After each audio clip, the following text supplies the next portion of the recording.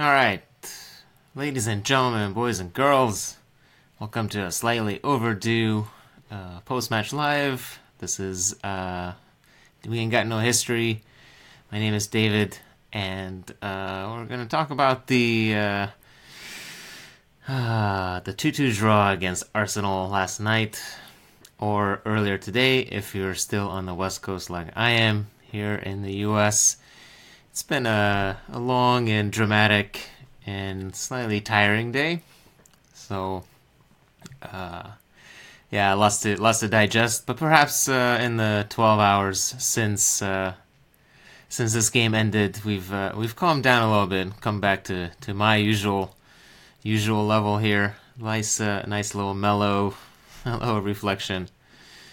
All right, Kim, howdy. Yeah, so it was perhaps every once in a while, you get a result, and it certainly conceding in the 92nd minute, not a good way to go. Morata, of course, is going to be the big topic of discussion because he had himself a lovely hat trick of missed chances and missed one-on-ones, one worse than the other. Kind of following up his effort against Stoke City when he also had a hat trick of missed chances, although only two of those were one-on-ones. And in that game, it didn't matter because we won 5-0. If he scores those goals, then we win 8-0. So it doesn't really make a difference. Unfortunately, against Arsenal yesterday, we certainly could have used those goals. Send this message to Conte. I don't have a direct line to Conte, unfortunately. As cool as that would be, we could perhaps ask him what magic method he plans on using to revive old Alvaro Morata's confidence. Because really, the problem with Morata is is that he's never been the feature striker in his career. At 25 years old these days, and this is his first try at this. Really, at both Juventus and Real Madrid, he was the primary backup. So when things went awry, like they have done over the past week, they had somebody else to plug in. At Madrid they had Benzema. At Juventus they had Llorente and Tevez and all those other guys. All we have is Michy Batshuayi, and as much as we love Michy Batshuayi because he is funny and cool, Conte does not seem to like Michy Batshuayi at all. So all we're going to see him is probably against Norwich in the FA Cup, and possibly a couple easier games going forward. That's if Batshuayi doesn't leave in January, which he probably won't because it would be kind of tough to find a backup, even if we really need one. Players really aren't that available in January. That's more of a summer project. But and our other option at center forward really is somebody like Hazard. One interesting option possibly could be the player we just faced yesterday in Alexis, who is basically understood to be going to Manchester City, especially now that they lost Gabriel Jesus for a couple of weeks with a knee injury, which could always turn worse for them. So they possibly will splash some more cash and get Alexis from Arsenal. Alexis's contract is expiring in the summer. Doesn't seem very likely to sign a new deal. Arsenal would be pretty stupid to let him run that down. So they are likely to sell in January. That could be an interesting option. There's been no rumors to this effect, unfortunately, for Chelsea. So I just made all that up. As far as a possible transfer target for Chelsea, it would be nice. Certainly could get people excited and provide further competition for Morata. But yeah, so the problem with him being that since we don't have a viable backup, yeah, Important to remember that Morata does have 10 goals already, which is more than Torres ever scored in a single season, since that's a comparison people like to bring up today. And it's also more than Drogba scored in many of his league seasons for Chelsea. In fact, it's easy to forget that Drogba was really, in the 9 seasons that he played at Chelsea, he was only really unstoppable, consistently, practically unstoppable in every game in 2 seasons. So that's we remember Drogba for his big goals, and of course the Champions League final and the 2 seasons when he scored over 30 goals. But then there were seasons where he scored only 5 and 8 and things like that. And in fact,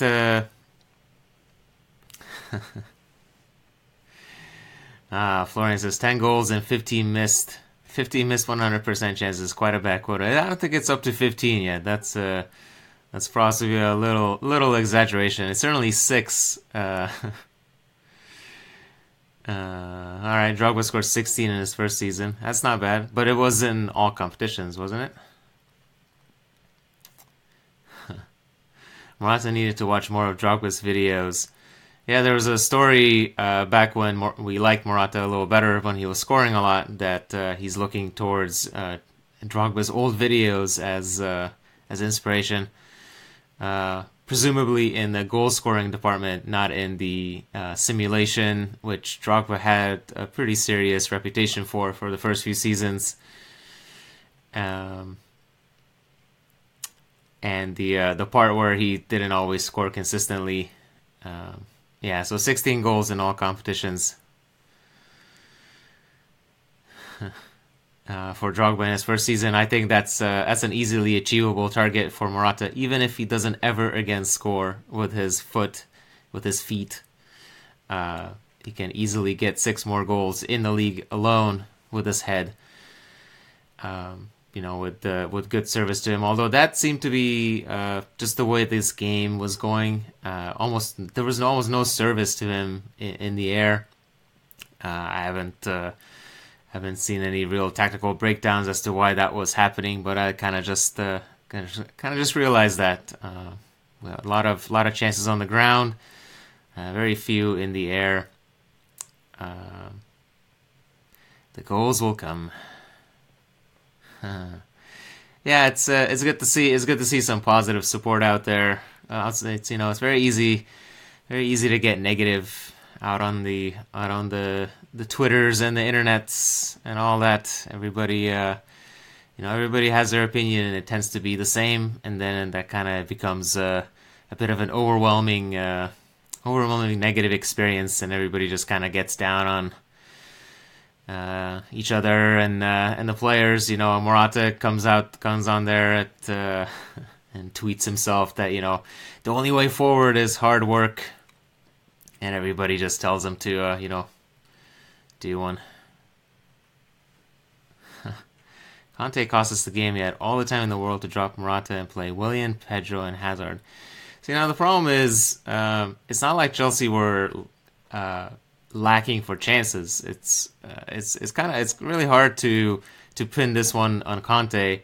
I mean, we paid however many millions for Morata, and you would think at some point he's going to start scoring with his feet and converting these chances. He's not going to put on. The plan was working. We were creating plenty of chances. We had 19 shots. We outshot Arsenal at home, which is not. It's not necessarily an easy thing to do. 19 shots, enough on target to score certainly more than a couple. I mean, if you look at the newfangled little expected goals and all these stats that kind of try to measure quality chances, and Chelsea basically doubled up Arsenal in terms of quality chances. I mean, nobody needs to be told that we wasted them, but the point being that the tactical setup, the chance creation, there's really nothing wrong with that.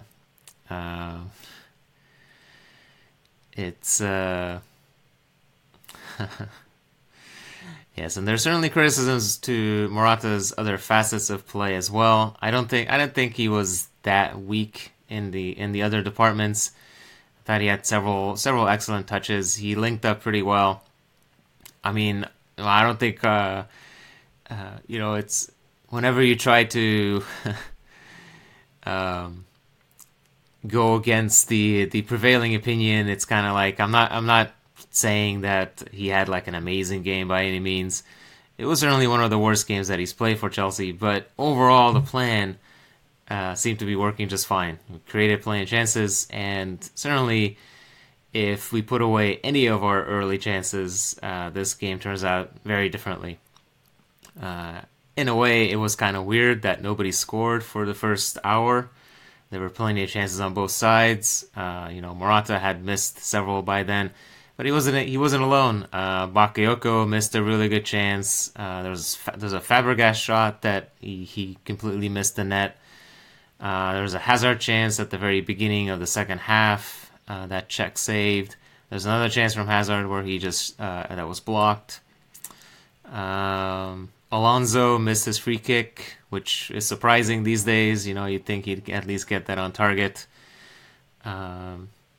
Somebody like Moses certainly seemed to struggle against whoever he was up against. So that was something we had to overcome. So I mean, it's easy to concentrate on Morata, and there's clear ways he needs to improve. And there's clear ways that he needs to not let this affect his game. But I think overall, it's how should I put this? He's not the only reason we I was gonna say we lost. It feels like a loss, but it's actually a draw. He's not the only reason we drew. I mean, he certainly could have won the game, but I don't think he's necessarily the reason we drew the game. If that makes any sense, that's.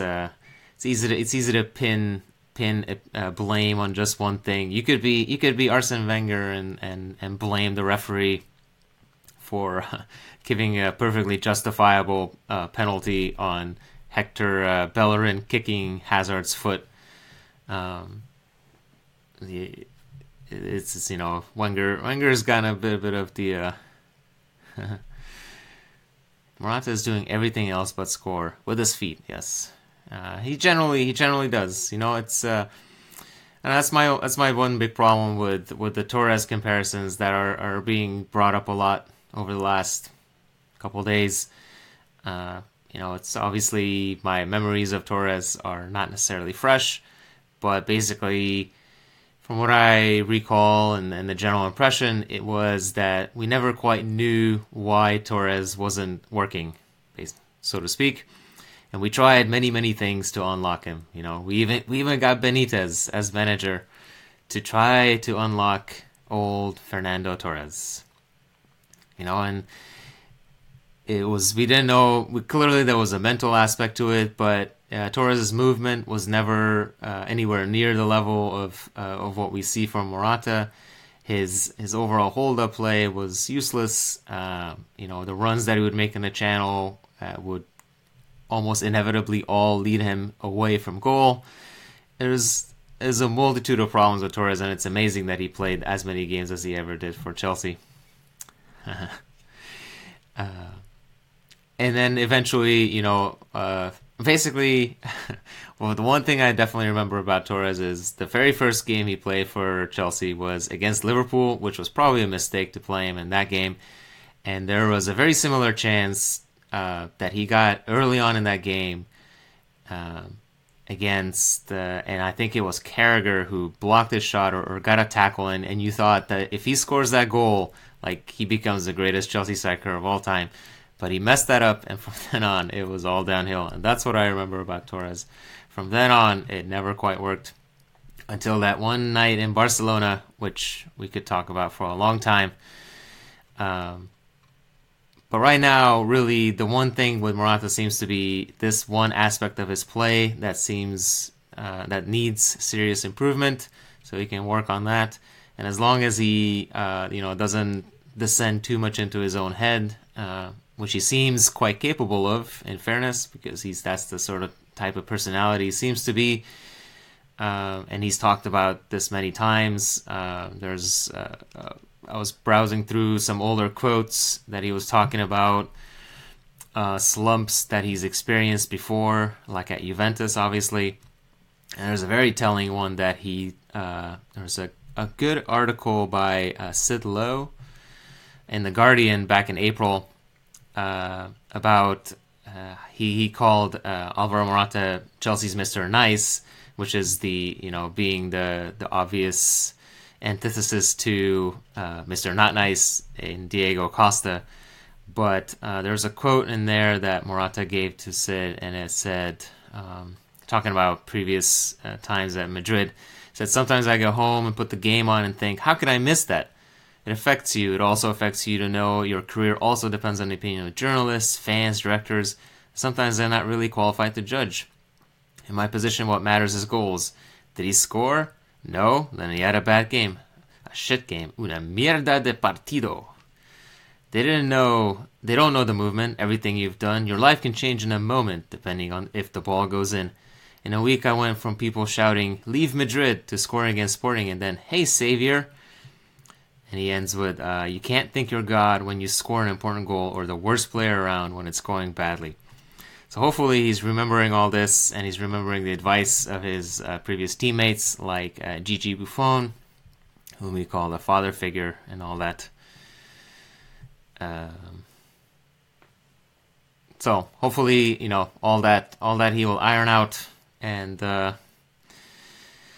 we do play Arsenal twice more this month in the League Cup, so there's plenty of opportunities for Morata to make up, and if his goals get us into the League Cup final, I think we'll be all right.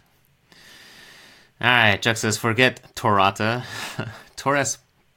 Oh, excuse me, Torres plus Morata. I get it. There's stories floating that Bakayoko was ignoring Conte, telling him to tighten up to Ozil and it wasn't until a halftime tongue lashing that he finally listened. I could see that in the sense that Ozil certainly had a tremendous influence on the game in the first half, and that kind of lessened in the second. But Ozil does also tend to drift out of games. I don't know. Bakayoko, he can probably thank Morata for taking some of the heat off of himself. Just another interesting performance, so to say, from Bakayoko. One where you're never quite sure whether if this is what he's meant to be doing. Does he know what he's doing? He seems to pop up in random places. Every once in a while, make a really weak touch on the wall, make a really bad pass. And sometimes he pops up in the penalty area and has a shot that he probably should do better with. It's one of those... he remains an enigma, old Bakayoko. And, many would have liked to see Drinkwater start. Many would have liked to see Drinkwater come on for Bakayoko. Drinkwater instead came on for Fabregas, which was an interesting move, it should be said, just because Fabregas had several of his classic passes. He also had several of his classic giveaways and instances of being dribbled around. But he was certainly enjoying himself, and he actually got applause from both sets of fans, which was an interesting shift in how he's been received at the Emirates, which never been this positive in Chelsea Blue, but maybe they know that he's now old enough that he can be appreciated. Yeah, I don't know. I haven't heard that story about Bakayoko getting a halftime tongue lashing. I don't know. I think there were only a few parts in the game where I felt we had any sort of control of the game. Either team, really. It was surprisingly open, back and forth. All the neutrals, I'm sure, supremely enjoyed this high scoring, high chance, balls to the wall affair. Not much quality that you would expect certainly in the midfield. Ozil and Alexis seem to have plenty of space to do whatever they wanted. That's not just on Bakayoko. There's other people in there in the midfield. Somebody did bring up an interesting point that said Conte, N'Golo Conte, seems to be better suited to like a four-man midfield or a 3-4-3 than a 3-5-2 or a two-man midfield, so to say, like a pivot. And that I think Bakayoko is possibly better suited to that as well. But then we have to leave out Fabregas and Drinkwater, and that doesn't seem to be part of the plan. And all the part of the plan is obviously to play the Morata-Hazard combination, which was pretty. Again, the chances were there. The finishing wasn't. Hazard probably could have played better, but he did win the penalty and he converted.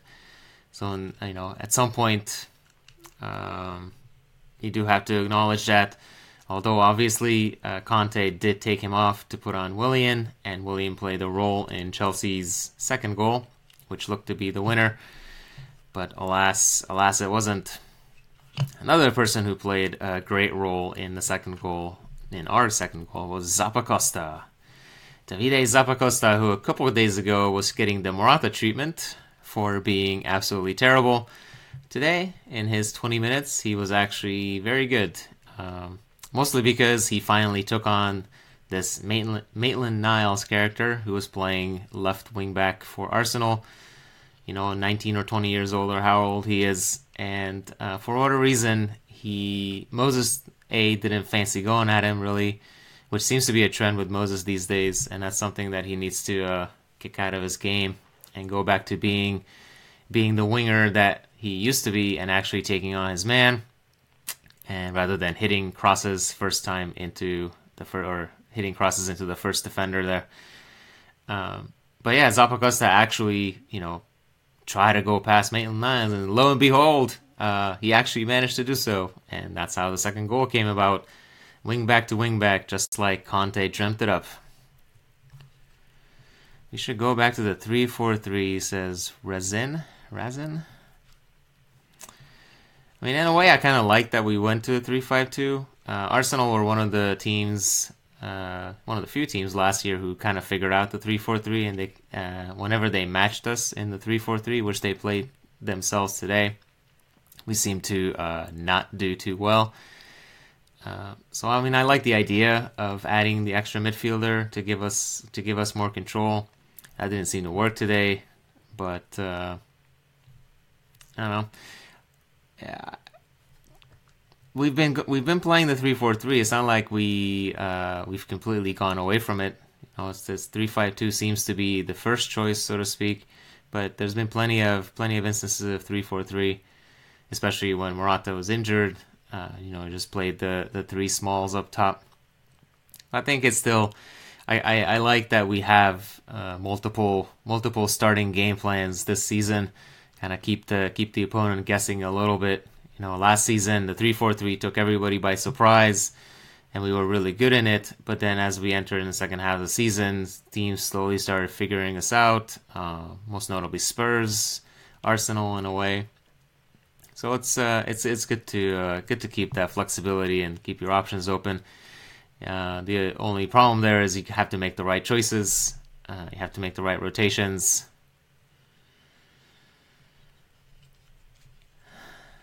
Wilshere lost Zappacosta for his goal. Yeah, there was a big deflection on there too, on the Wilshere goal. Incidentally, from Morata. It's just a bad day for him. Bad day for Alvaro yesterday. He provided the assist for Wilshere's goal. I mean, yeah, you could say that Zappacosta lost him, but I don't think Zappacosta is ever expected to mark a central midfielder. He needs to be marking the winger. But I haven't. You might be right. I haven't really taken that close of a good look there. What's my take on the Vidal interest? I think the Vidal interest is a bunch of nonsense speculation. It's based on a story from what's been described to me as the Sun equivalent from Chile, La Cuarta or whatever it's called. And it's just the usual, this guy played with this guy before, for this guy before. Conte said some nice things about him because he always says nice things about Vidal and a lot of his ex-players. Vidal's cruising for a new contract at Bayern. It's standard stuff. I think Bayern would be pretty silly to sell Vidal, especially in January, and they're probably just going to extend his contract anyway. That's my pretty standard answer to basically any transfer rumor in January. I mean, I could kind of see Lamar moving from Monaco, but 80 million seems fairly outrageous. Same thing for Alexandro, the left wing back we've been linked with for 6 months now. There's stories that he's not necessarily happy at Juventus anymore and vice versa, but he's again going to be somebody who's like 60, 70 million these days.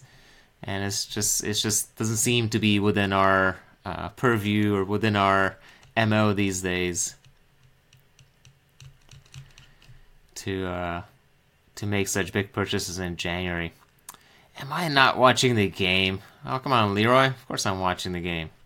When we play with Morata and Hazard up front, we lack numbers in attack. Hazard is the only person creating. Fabregas needs to sit and watch and play Willian and Pedro in a 3-4-3, so we have different options in attack. You know what's funny is last year our 3-4-3 was often accused, and even at the start of this season, which is part of the reason we've gone to a 3-5-2, is a 3-4-3 has very specific patterns of attacking that we use a lot, such as the build up the wing, first time pass around the corner from wing back up to forward, who holds it up for the runners behind. And just because we have extra forwards doesn't always give us extra options. One of the reasons we've started playing the 3-5-2 is that it frees up Hazard even more. You could say it's bad to rely so much on one player, but when one player is so good and often wins you so many games, it's not necessarily a terrible plan to give Hazard basically a free roll and say, do what you want, get us chances and get us some wins. And he single-handedly dragged Chelsea back into the game when it looked like Arsenal were about to, they scored a goal and there was a bit of a wobble. Wasn't quite certain that Chelsea had the heart and the belief and all those qualities to get back in it. And then Hazard by himself wins the penalty. Gets us even. And you say, we're lacking an extra forward. We only have Hazard and Morata, but we do have the two wingbacks, and obviously the 3-5-2 does rely on the wingbacks even more than the 3-4-3. I thought both wingbacks did a good job of pushing up. I didn't like that Moses wouldn't take on his man and just settled for crosses. But they both played a huge role in the attack, and we saw in the second goal that was wingback to wingback. I mean, that's something that 3-5-2 certainly opens up even more than a 3-4-3. And then you have the three midfielders, and ideally, one of them is shuttling up and down, and that's normally Bakayoko, but you can also play Fabregas in that role, and you even play Conte in that role for about 20 minutes against Atletico, and it worked all right. So there are numbers. Just because it only says 2 at the top instead of 3, some of it we have plenty of options in attack. And again today or yesterday, the problem wasn't creating options in attack. We've created many chances. We had many shots and we had many bad misses, which has been a bit of a theme over the last couple months, and that's what we really need to be improving. Not necessarily, looking for a tactical solution. The primary improvement needs to be on an individual finishing your chances level. That's what I say. When we play 3-5-2, we are weaker in defense. Are we? I mean, that's one thing I definitely don't see. Considering the same amount of defenders are available to you, if not more, with an extra midfielder being able to shield the defenders. Prior to this game, we had what was it, 5 in a row without conceding. And, I mean, Bellerin's shot was obviously really good, so credit to him for that. There's a couple bounces on that maybe too, but then Wilshire's chance needed a lucky bounce and a lucky touch. There's another chance from Lacazette that had basically passed to himself off of Cahill. I mean, that was a pretty lucky thing there. It's and then when we did get exposed, Courtois was there. So certainly yesterday it wasn't it wasn't a shining moment for the defense. I'm not going to say that, but I think our defenders actually had been playing pretty well, and it's just one of those things. The better attacking central midfielder beside Conte and Fabregas, I think our attack with 3-5-2 should be better. Yeah, I think that's certainly one place where we can improve. Either if Bakayoko figures out how to play that role one of these days, or what his remit is playing in that role. Finishing a couple chances, whatever. I think there was a game in Drinkwater played in that role, and he made several good runs. Hazard created a couple good chances for him. I mean, Drinkwater missed them as well, but at least he was there, and that's not something we've seen Bakayoko do. And I think that's something that we need from that role, to be that runner. I don't think Fabregas is going to be confused for a true box-to-box midfielder. He can either sit deep and create from there, or he can play as a sort of an advanced playmaker. But he's not going to be the runner of the three. So yeah, somebody a better suited or at the moment better player than Bakayoko certainly would make the 3-5-2 more effective. As to who that might be, other than Drinkwater, we can. It's similar to the Michi situation, I think, where we just kind of hope that Bakayoko will make that step up in consistency and understanding and positioning, and every other way that he needs to improve. A little less lackadaisical play there. Chuck's off to work because it's like 6 a.m. on the East Coast. Enjoy that. Oh my God, it's 2:45 here. Oof. Anyone see the look on Torres' face after Diego scored for Atletico? Yeah, Diego Costa made his Atletico debut, third debut, as it's been pointed out to me. And he played, who knows, they played some minnows in the cup, so he scored like 3 minutes into it. So good for old Diego. Happy for him. Everybody's we had said our final farewells to Diego, and his final farewell was all very respectful, as was Conte's. So we can all be happy friends now. Get rid of Bakayoko.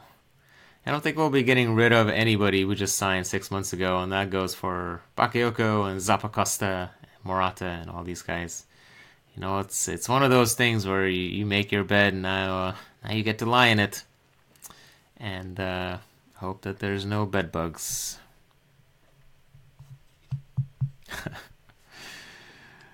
Delabo says Morata. I said Torata. Morata may need to start wearing his head on his foot. Yeah, several jokes about Morata having enough time to juggle the ball up to his feet and or up to his head and score that way. Alas. Where on the West Coast am I? I am in Sacramento, Greater Sacramento, lovely little Sacramento here in the NorCal area. It's a terrible place. Don't ever come here.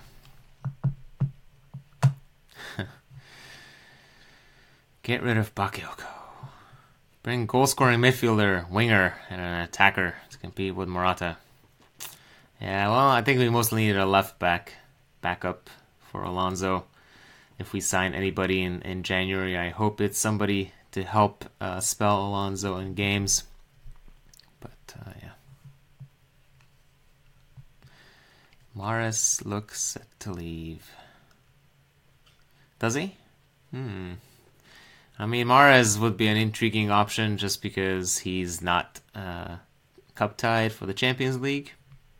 So yeah, I don't know. I thought somebody was telling me that Mahrez is going to like Roma, which would be an interesting move. I figured he'd want to stay in the Premier League, but who knows? Who knows? And same thing for somebody like Jamie Vardy, who could certainly provide a different option or a backup for Morata. But I don't know. I don't know if Conte would prefer to have the same type of player as a backup or somebody to provide a completely different option. Because Morata and Vardy are fairly different strikers. It could open possibly the two of them playing together. And I think Morata kind of used to talk about that. He used to play with Tevez a lot at Juventus, and that's sort of the big man, small man, hard-working hustle combination. So yeah, I mean that could be an interesting one. Michi is a better finisher than Morata, says Abi. Yeah, the problem with Michi is that he doesn't quite get into the same position. So yes, he might be a better finisher, certainly based on his season at Marseille.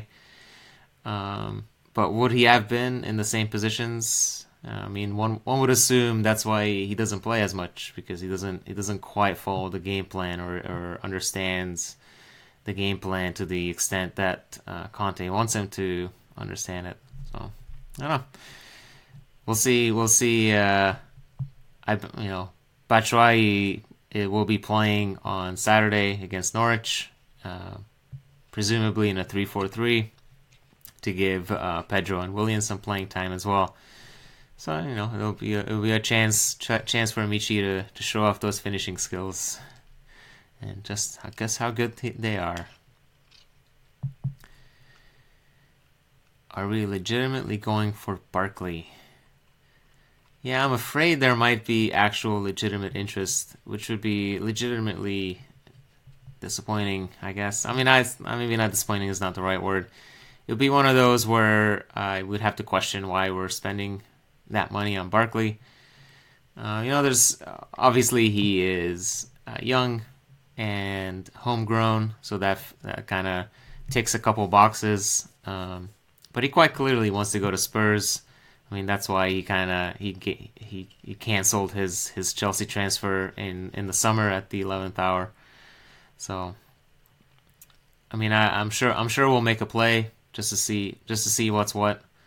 But I think in the end, if Barkley goes anywhere, he's gonna get his move to Spurs. He's gonna force that. I mean, players have enough control these days that they can force the move that they want.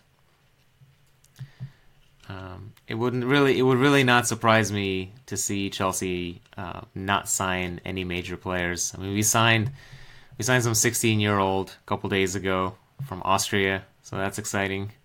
We recalled a couple of loan players, Casey Palmer from Huddersfield, who's been injured a lot, and Ike Ugbo from Barnsley, who scored once but hasn't been playing. What about Zaha? Yeah, Wilfred Zaha could actually be a pretty good option. It seems like he's he got his big move a few years ago, and that turned out to be a little too early for him. But now seems to be the time that he's starting to fulfill his promise, and he probably will end up at a big team in the near future. I mean, I wouldn't scoff at getting Zaha in, and looking long term. Pedro and Willian are both either over 30 or pushing 30, and that kind of is the end of a career at Chelsea. We start giving out those 1-year contracts. Oh, which actually does remind me about earlier we talked about Vidal, and one of the big reasons why these rumors don't make much sense for Chelsea is because of our contract policy, which we didn't break for John Terry, so I would assume we would not break for pretty much anybody else. But yeah, we just don't give multi-year contracts to players over 30. So Pedro and Willian fall into that category, as does David Luiz, as does Gary Cahill, and as does Cesc Fabregas. So those are 5 players who are approaching the age where, if they're looking for multi-year stability, kind of like Fernando Llorente, which is why he chose Spurs over Chelsea, because they were willing to give him a 2-year contract, and we only were going to give him a 1-year one. That's when we need to start rotating some of these players out of the squad, basically. And so yeah, somebody like Zaha certainly could be a good replacement for Pedro or Willian as another option in the forward line. Yeah, it's not something I've seen rumored, but yeah, I'd be down with the Zaha play. If you play Barca with this formation and give them all the possessions, we're dead. Dead, I tell you. Well, I mean, if you play Barca and not play well, yeah, you probably will be dead. I don't know. I always find the comments along the lines of, if we play like we just played today against this team, then we're going to lose, or then we're going to win. It's yeah.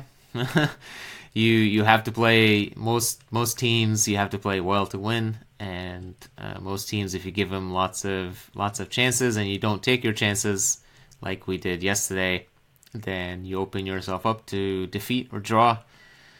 That said, if we get a 2-2 draw at the Camp Nou, that's not the worst result. I wouldn't look that gift horse in the mouth. Do you really think we have a really powerful squad in comparison to City? I don't know. What's a real powerful squad? I mean, City obviously have a squad right now that is ticking along almost as well as, or even better possibly, than Chelsea were last season. The Chelsea starting 11. So based on that, obviously we're not that good. We're right now only as good as third. You can probably finish as high as second. If we continue basically this good run that we're on. I mean, I know yesterday's result doesn't feel like a good result, but it does mean that Chelsea remain unbeaten in 6-7 games now. So if we continue this form, we can finish second without too much drama, I think. But yeah, to catch up to City, we definitely need improvement. We either need to, as we were just talking about, start bringing in some younger players for some of the older players who are in the squad. Some of the younger players we do have, like Bakayoko, Morata, they need to find the improvement. The players who are in their prime, like Hazard and Azpilicueta, they need to continue playing at that high level. And if we do that, I could see us competing with City. City basically have the title. What I'm actually interested in seeing now is whether they can actually hold on to it, because that's not something anybody's done in the last 10 years in England. And City might set all sorts of record this year, but next season is next season, and the margins are very small. Very small. In the case of Douland Alexandro, where would Alonso go? I feel it's a bit too harsh to bench him. Yeah, and I think that's another good reason why this Alexandro thing is probably not going to happen this January. I mean, it might maybe happen in the summer, but I think it would be incredibly harsh to bench Alonso just by definition. I mean, or by default. You sign Alexandro and then say, Alonso, thanks for your year and a half of pretty stellar play on the left wing there, but here's the bench, and we just signed this guy to replace you. In a way, that's reality. but then it's also pretty harsh, and it's also pretty harsh because it's not necessarily the replacement that needs to be made at this moment. It's the replacement that needs to be made is probably, if looking at yesterday's lineup, is Bakayoko, because he doesn't seem to be completely at ease with his role. And just based on yesterday, Victor Moses had a pretty bad game. But I don't know. Zappacosta has made a habit of not playing well, all that well. Certainly not as well as he played yesterday. So who knows? It's the problem with rotation, not having a clear starter, I guess. You gotta make the right choice. You gotta pick the right player who is going to be in good form that day and is going to get you the win. All right, it's going on about 3 a.m. around here. So before I fall asleep in front of this computer, we're gonna go ahead and wrap it up. I know there's a lot of questions I didn't get to. Sorry. Maybe we'll be back after what's next? Norwich on Saturday. So we'll try to make this a bit more timely after that game, and I'm sure there will be plenty more transfer topics to talk about. We're in the first week of the January transfer window, so there's still time to go. We usually don't do January business until like the last week anyway, if we do January business. So plenty of time. But anyway, yesterday, Arsenal 2, Chelsea 2. Arsenal grabbed the late equalizer through Bellerin after it looked like Marcos Alonso had won it for us. The big story is Morata missing a hat-trick of chances, one-on-one clear-cut chances that would have easily given Chelsea the win. There's also, we probably shouldn't forget that Courtois made one of his better saves, certainly his best save of the season, on that Alexis point-blank shot that rebounded off both posts, which was pretty good. But certainly the general feeling seems to be that it was a missed opportunity for Chelsea. We should have scored several more goals, certainly Morata himself. Even then, we almost won. Zappacosta could have won it actually when his shot has rebounded down from the crossbar instead of out after Bellerin equalized. It is what it is. Chelsea remained third because United won against Everton, so we're now 1 point behind United once again. City are way out. It doesn't matter what City are doing. Liverpool are 2 points behind us. Spurs play later today on Thursday, so if they win, they will be 3 points behind us. If they don't win, then something like 6 or 5. And Arsenal remains 6th on 39 points and 7 points behind us. So a pretty solid position for Chelsea still, and certainly that second place is well within reach. So next up, we shift several gears with the FA Cup third round against Norwich City on Saturday, and then it's Arsenal again. Hey! This time in the League Cup, first leg of the semi-final. So that should be interesting. Let's see if we can avenge this some of the silliness that went on here, especially old Alvaro, who's probably going to be spending all week trying to score one-on-ones in training. At least I hope he does, because that would be a good idea. All right, if you watched any part of this, or some of it, or a good part of it, whatever, I thank you. Thanks for all the questions, and talk to you on Saturday. Bye.